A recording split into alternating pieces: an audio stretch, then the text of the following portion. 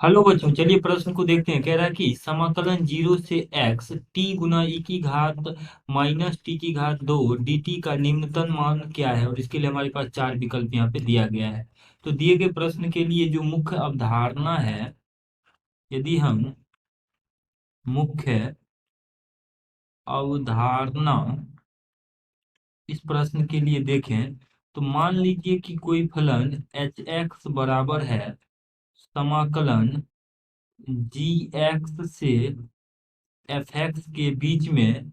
और यहाँ पर दिया गया है, यहाँ पर हमारे पास कोई तीसरा फलन दिया गया है P x P T D T. तो यहाँ पर दोनों तरफ जब हम समाकलन करते हैं, मतलब अवकलन करते हैं, तो एच डैश एक्स आता है लीबनिज नियम से।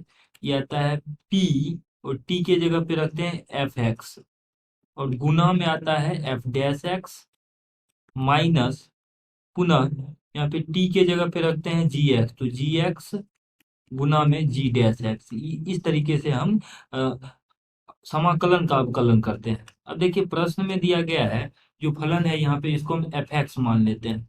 तो एफ एक्स बराबर है समाकलन 0 से x टी गुना ई की घात माइनस टी की घात 2 डी टी। अब अगर हम दोनों तरफ अवकलन करें तो एफ डैश एक्स आ जाएगा बाएं पक्ष में, और दाएं पक्ष में आ जाएगा इस नियम के अनुसार।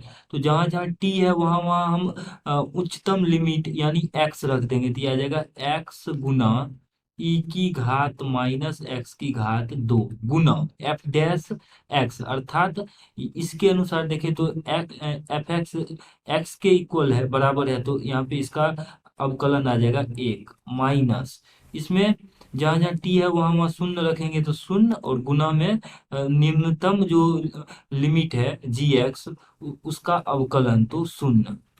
इस प्रकार से हमने देखा। तो एफ डैश एक्स का जो मान आ रहा है, एफ डैश एक्स बराबर यहाँ से आ जाएगा एक्स गुना ई की घात, एक्स गुना ई की घात माइनस एक्स की घात 2। अब इसको अगर हम शून्य के बराबर करते हैं तो एफ डैश एक्स का जो मान है वो आ जाएगा शून्य जब हम करेंगे। तो चलिए इसको हम शून्य के बराबर लिख देते हैं, तो बराबर शून्य, अर्थात एक्स गुना ई की घात माइनस एक्स की घात 2 बराबर शून्य हो जाएगा। जब हम इसको यहाँ से एक्स का मान निकालेंगे तो ये जो संख्या है ये हमेशा धनात्मक होती है क्योंकि ये ई के पावर में है। तो ये आ जाएगा एक्स बराबर यहाँ से हमारे पास शून्य के बराबर। अब देखिए एक्स बराबर शून्य है, जब हम संख्या रेखा पे इसको रखेंगे तो x बराबर शून्य रख दिया। तो देखिए जब x से ज्यादा कोई मान लेंगे, जब x बड़ा है शून्य से, तो उस स्थिति में ये जो एफ डैश एक्स है, एफ डैश एक्स धनात्मक होगा।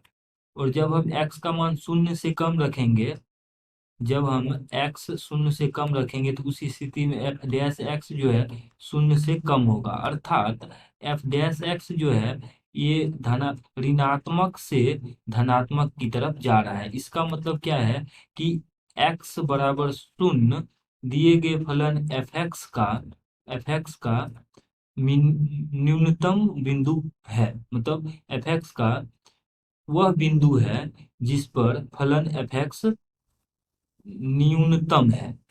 तो हम इस तरीके से यह कह सकते हैं कि x बराबर शून्य पर फलन एफ एक्स का न्यूनतम मान होगा, अर्थात x बराबर शून्य जो है फलन एक्स एफ एक्स का वह बिंदु है जिसपे फलन एफ एक्स न्यूनतम है।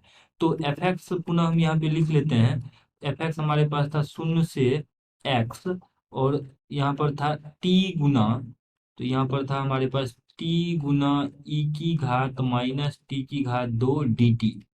अब चूंकि x बराबर शून्य पर एफ एक्स का न्यूनतम मान आ रहा है, तो यहाँ पे एफ शून्य रख देते हैं। तो एफ शून्य निकालने के लिए उच्चतम और न्यूनतम दोनों ही यहाँ पे लिमिट शून्य हो जाएगा, तो ये आ जाएगा टी गुना ई की घात माइनस टी की घात 2 डी टी। और हम जानते हैं कि जब उच्चतम मान यहाँ पर और न्यूनतम मान ये दोनों जो हमारे पास जो लिमिट है वो शून्य हो जाए, तो उस स्थिति में इसका मान शून्य होता है। यानी एफ शून्य जो है शून्य है। इस तरीके से हम कह सकते हैं कि फलन एफ एक्स का, इसीलिए फलन एफ एक्स का न्यूनतम मान, न्यूनतम मान, फलन एफ एक्स का न्यूनतम मान शून्य है। अगर विकल्प में देखें तो न्यूनतम मान शून्य विकल्प डी में है, तो डी हमारा सही उत्तर हो जाएगा। आशा करते हैं कि इस प्रश्न का हल आपको समझ में आया होगा। धन्यवाद।